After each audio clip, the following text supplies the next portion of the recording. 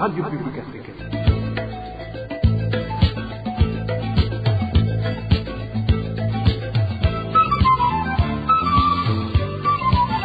Radio Publique Africaine.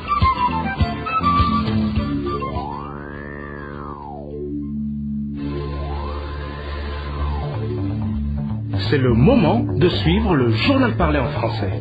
À la présentation, Émile Nivasumbo. Le 27 décembre 2023, c'est la date d'aujourd'hui. Bienvenue chers auditeurs de la RPA dans ce journal dont voici les principaux titres.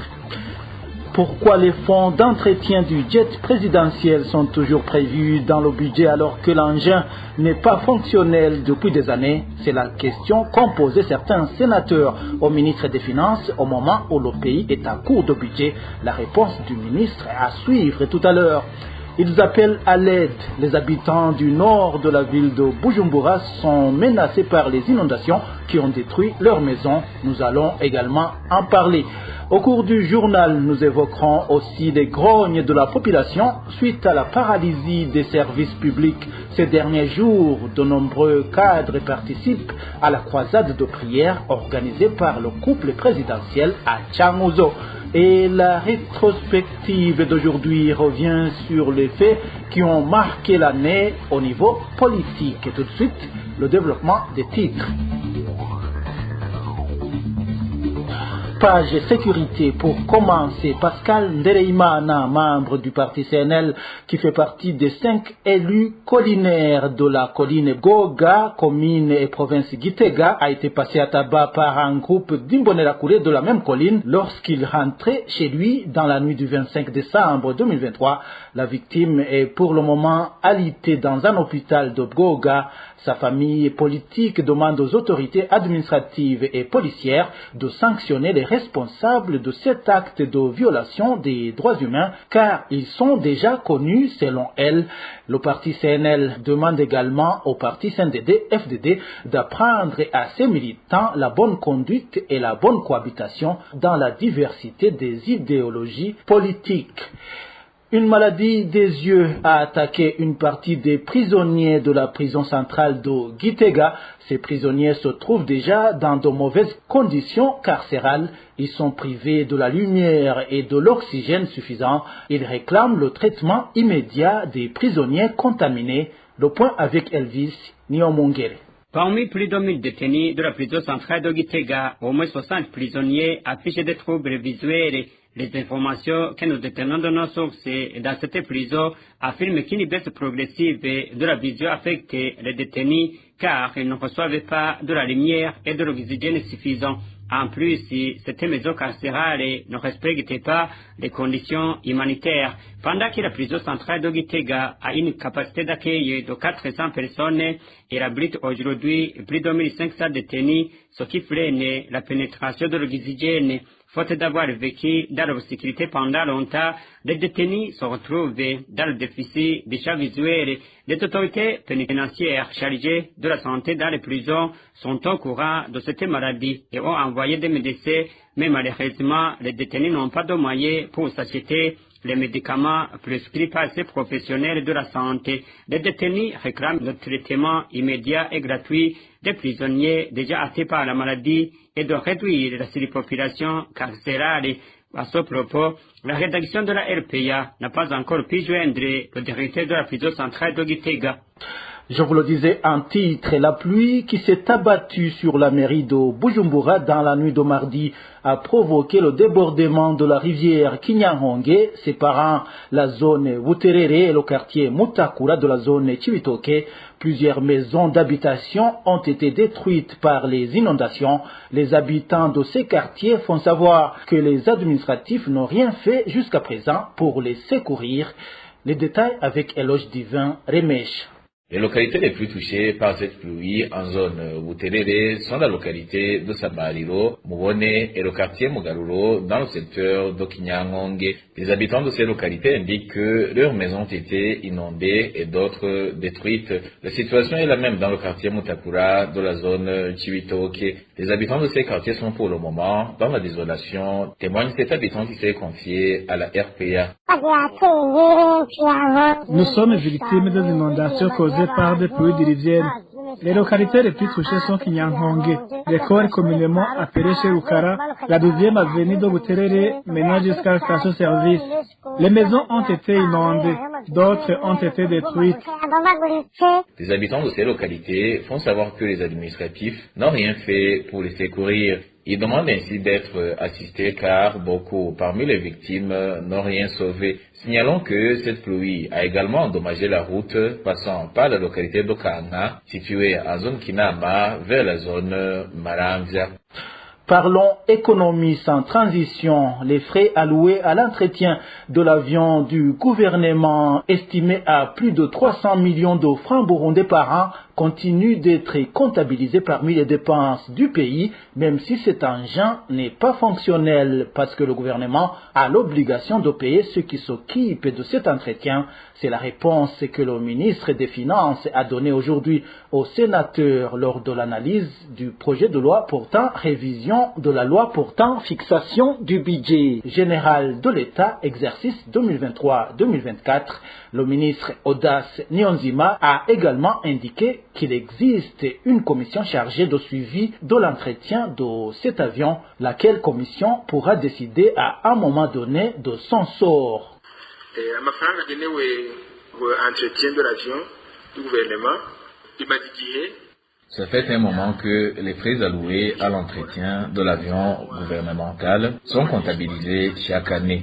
Cet avion avait été acheté il y a quelques années, mais n'a pas été fonctionnel. Par après, il a été amené chez des techniciens pour résoudre son problème.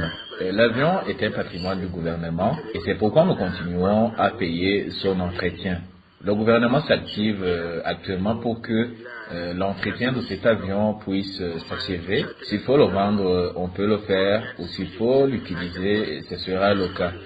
Il y a même une commission mise en place et qui s'est rendue il y a quelques mois à l'endroit où se trouve cet avion.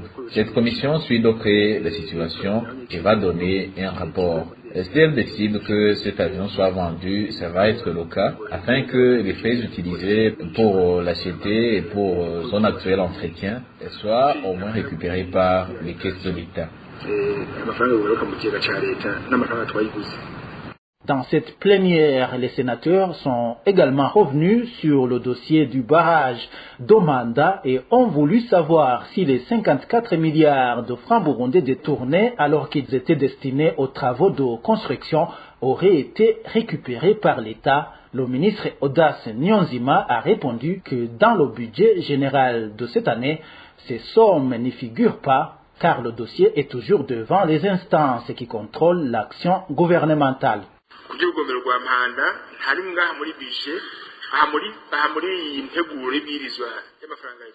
Concernant les fonds détournés au barrage de Manda, ils ne figurent pas dans le budget de cette année. En fait, nous mettons dans le budget des fonds dont nous voyons la provenance. Et même s'il y avait une période donnée et limitée qui allait coïncider à la récupération de ces fonds détournés, ce n'est toujours pas le cas. Donc, nous ne pouvons pas compter sur ces fonds comme des sommes d'argent qui sont là.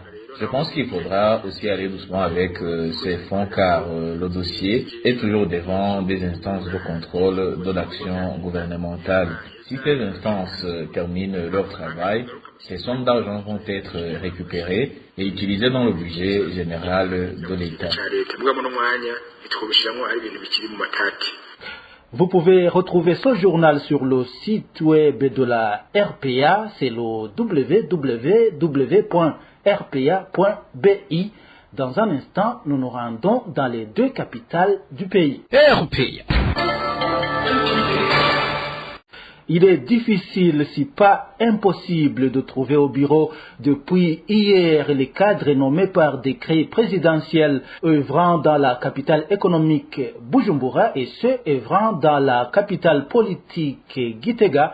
Motif, ils participent à la croisade de prière organisée par le couple présidentiel en province Changuzo.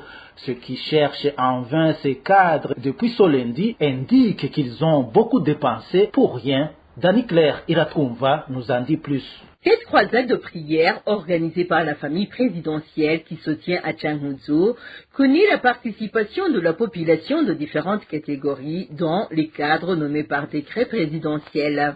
De tels cadres sont plus nombreux dans la capitale économique Bujumbura et moins nombreux dans la province de Gitega, cela dans la mesure où, sur 5 ministères qui a été transférés à Gitega, 2 seulement ont exécuté. Et dans le reste des provinces, ils sont plutôt rares. Ainsi donc, les personnes qui ont quitté hier les provinces d'origine pour se rendre à Bujumbura ou à Gitega afin de demander service auprès de ces cadres sont rentrés bredouille. Ces cadres avaient rejoint les autres dans cette croisade de prière qui se tient à l'est du pays. C'est ainsi qu'elles grognent pour le temps et le ticket dépensé vainement. Ils trouvent qu'il serait bon que ces cadres aient annoncé leur absence à l'avance pour éviter qu'il y ait des gens qui perdent leur temps et dépensent leur ticket pour rien.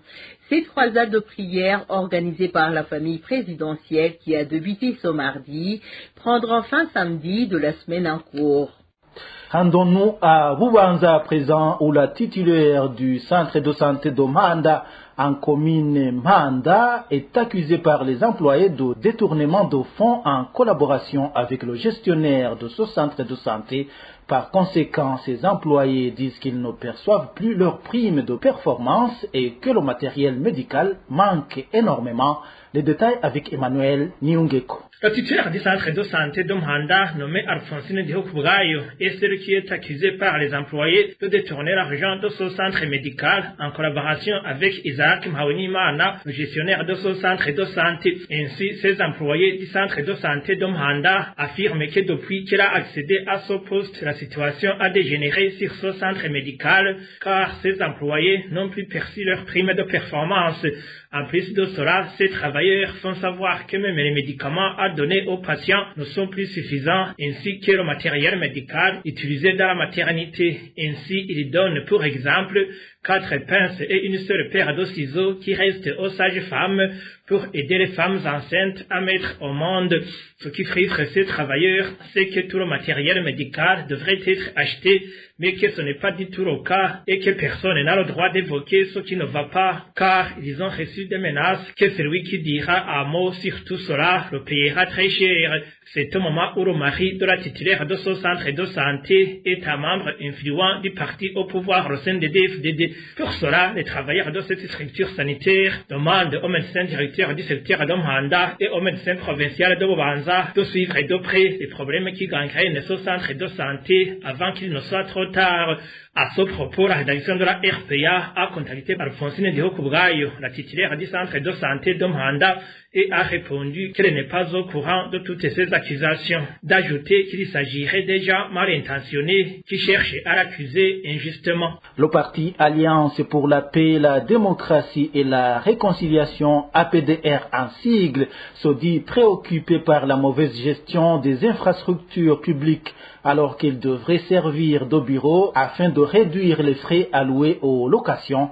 Dans une déclaration sortie aujourd'hui, Gabriel Wanzawitonde, président de ce parti, demande la mise en place d'une commission chargée d'identifier les immeubles de l'État pour qu'ils soient revalorisés. Suivez plutôt Gabriel Wanzawitonde, c'est le président du parti politique APDR. Et le parti APDR est insatisfait du fait qu'il y a beaucoup de maisons du gouvernement mal aménagées, mais aussi non aménagées, que peut-être le gouvernement profitait pour avoir l'argent qui entre dans la caisse du gouvernement. C'est triste que le gouvernement peut louer des maisons à une somme énorme, alors que les maisons sont mal entretenues, sont vides, mais aussi à ce qu'on a loué, l'État bénéficie peu d'argent par rapport à ce qu'il devrait avoir. C'est pourquoi le parti APDR demande que ces maisons, mais aussi avec d'autres espaces, il y a aussi des tels que la CNTB a remis au gouvernement, qui devraient être entendus par le gouvernement. C'est pourquoi nous demandons si c'est possible que le gouvernement peut mettre en place une commission pour identifier les maisons du gouvernement qui devraient aider l'État, au lieu que l'État toujours continue à louer des bureaux alors qu'il possède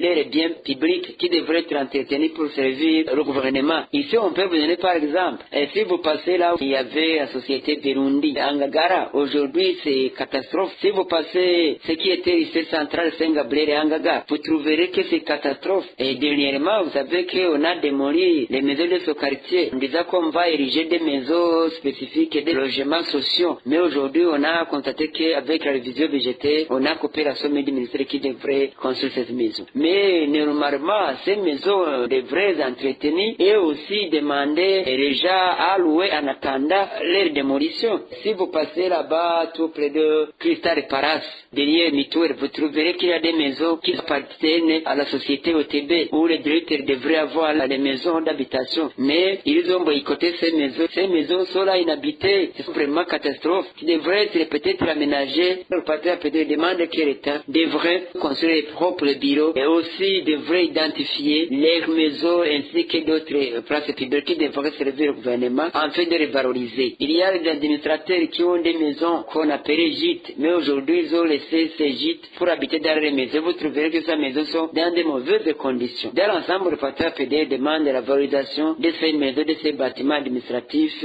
pour aider le gouvernement à se débarrasser des locations, mais aussi à encaisser quelques sommes qui peuvent entrer dans la caisse de l'État via location de ces maisons. Ils doivent être arrêtés, ils doivent ensuite restituer les fonds détournés. Leurs noms doivent également être divulgués dans les médias. Voilà les sanctions proposées par Gelaz Ndabirabe pour les fonctionnaires d'État coupables de détournement de fonds. Le président de l'Assemblée nationale a tenu ses propos lors des questions orales adressées au ministre des Finances, Audace Nyonzima. C'était hier au Palais des Congrès de Kigobe.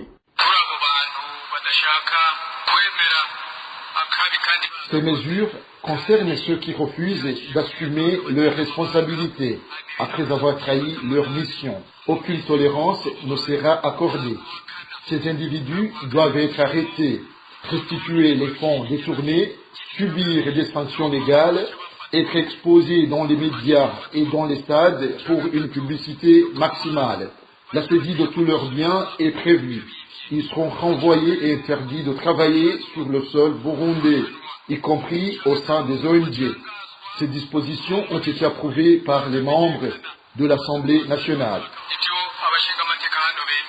Voilà, c'est Daniel Gelaz Ndabirabe, le président de l'Assemblée nationale. Ce journal peut également être retrouvé sur les différentes plateformes de la RPA, Ijwi Gabanyagihugu, YouTube, Facebook et X. Dans un instant, nous clôturons ce journal avec les grands événements qui ont marqué la politique au cours de cette année. RPA. La mise en place de la nouvelle équipe de la Commission électorale nationale indépendante et l'intolérance politique poussée à outrance, tels sont les grands faits qui ont marqué le secteur politique au cours de cette année. La rétrospective politique avec Eric Nyonzima. Dans un courrier adressé à Gatogwassa, daté du 2 juillet et rendu public le mardi 6 juillet, le ministre de l'Intérieur Martini Terese a annoncé la suspension de toutes les activités du parti CNL sur tout le territoire national pour irrégularité, a mis à souligner que ces réunions organisées dans le but de dénouer les tensions au sein du parti sont autorisées. Les tensions en question ont pris naissance avec la suspension de certains membres du bureau politique du parti et les révocations dans le même parti. Cette décision du ministre Niterese fut aussitôt contestée par les responsables du parti CNL, dont son président, l'honorable Agathon Rwasa, qui parlait de tentatives de déstabiliser et d'affaiblir le CNL dans l'optique de législative de 2025. Un autre point qui a marqué cette année en politique est l'intolérance politique qui n'a cessé de prendre de plus en plus d'ampleur. En effet, la milice Imbonerakure du parti au pouvoir, le sein de FDD, a multiplié des menaces et intimidations à l'endroit des membres des partis d'opposition, notamment les membres du CNL, de l'UPLONA et du MST. Des dizaines et des dizaines de permanences du parti CNL ont été complètement détruites, d'autres vandalisées, sans parler de leaders de ce parti qui ont été injustement jetés en prison. Pour accentuer ces intimidations, des drapeaux du parti d'Olegre furent implantés un peu partout et surtout devant les maisons des membres des partis d'opposition, ce qui a été considéré par ces derniers comme une provocation du parti au pouvoir qui veut en finir avec eux. Cela s'est passé au mois de novembre. Mais la persécution ne s'est pas arrêtée là car, quelques semaines plus tard, le domicile de l'ancien député Fabio Panciganino fut attaqué le 17 décembre par la même milice du parti au pouvoir. Au cours des activités sportives qu'ils avaient organisées, ces derniers sont entrés intimider les membres de cet ancien élu. Scandale, des chansons dévalisant certains opposants avant de repartir par où ils étaient venus. Une semaine avant, les deux chambres du Parlement avaient approuvé les noms des nouveaux membres de la Commission électorale nationale indépendante CENI en sigle. À la tête de cette commission, l'actuel porte-parole du gouvernement en la personne de Prosper Ntagwamiye, une commission qui a été taxée d'être acquise au parti CNDD-FDD vu les membres qui en font partie. En effet, la casting de la CENI suscite des doutes sur son indépendance réelle car des personnalités au passé politique bien connu, lié de près au pouvoir en place, ont été choisis, faisant craindre que la transparence ne soit classifiée au profit d'un agenda politique prédominant. Voilà, c'est par ici que nous mettons un point final au journal du 27 décembre 2023. Merci à vous tous qui nous avez suivis à la présentation. C'était Émile Niwasumba. Passez une agréable soirée chez vous. Au revoir.